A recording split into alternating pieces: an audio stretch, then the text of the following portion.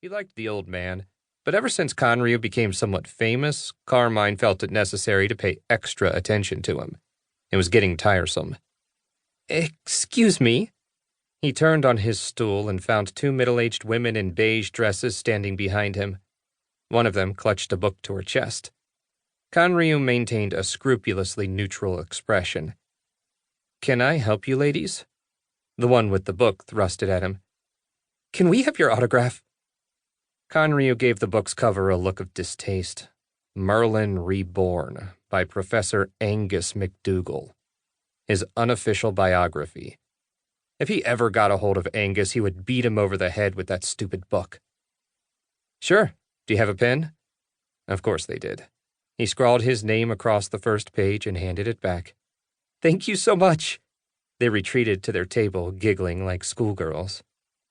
Conryu returned to his lunch and was halfway through the second slice when his cell rang. He dug his phone out and frowned when he saw the department's number on the screen.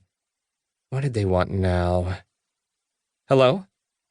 "Conryu," Mr. Kane said. "I was hoping we could have a chat. Are you free this afternoon?" "Yeah, until 4, then I've got to help Dad with the late class."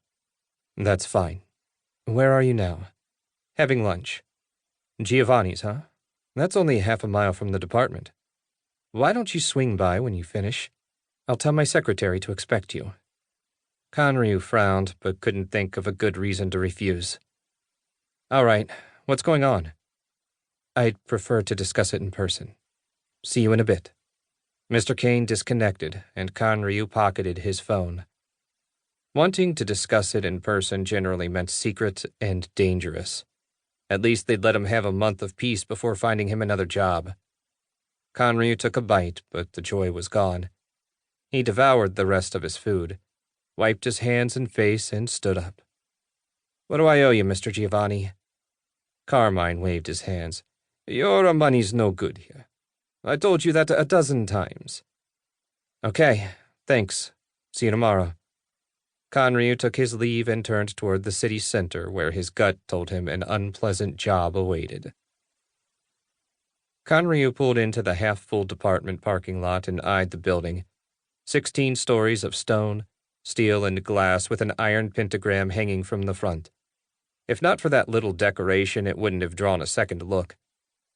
Pickups loaded with tools crowded around the main entrance. According to Mr. Kane, it would take another month to finish the repairs from their demon battle. They'd gotten the elevators working anyway. He flipped open the saddlebag holding Prime, and the Scolomantic flew out. The demon book had shaped a particularly scowling face this afternoon. "I feared I might suffocate in there," Prime said. "Do you even breathe? I can't imagine where your lungs are." "I admit I don't technically breathe, but that doesn't make it any more pleasant in your smelly saddlebag. And before you make another smart remark, yes, I can smell." "Sorry, but you make people nervous. Don't worry, once we get back to school, I won't have to hide you since I'm a sophomore this year and can have a familiar."